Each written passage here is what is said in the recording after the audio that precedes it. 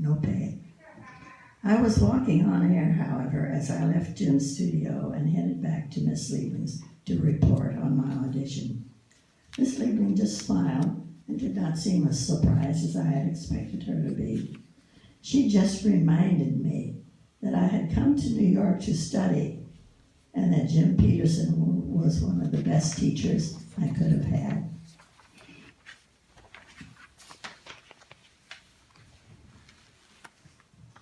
I stayed with that group, loving every minute of it and secretly hoping that the other soprano would not come back.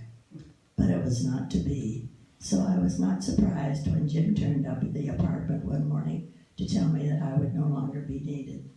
He thanked me for working with them, urged me to continue with my music, and to be sure to look him up if I ever came back to New York. Even though I was glad to see her, it was with a heavy heart that I loaded my suitcase into Mother's car and prepared to head back home and to school.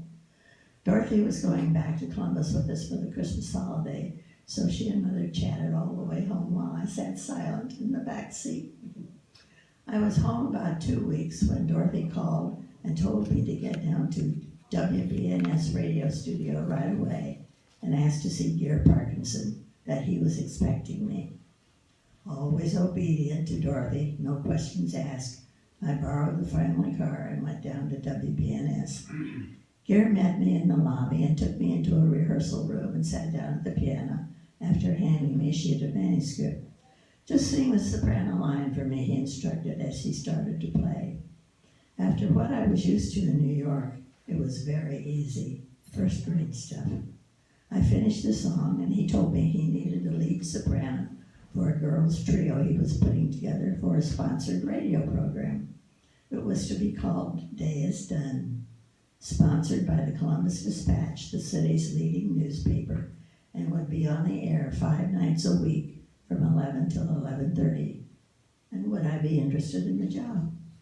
Without stopping to think, I said yes, and went home to tell Mother that I had a job singing, starting next week, a real paying job. This time it was Mother who stepped in and advised that if I was going to do this, there was no way I could go to school and work 5 nights a week from 11 till 11:30. So here I was again, embarked upon a future that I had nothing to do with charting.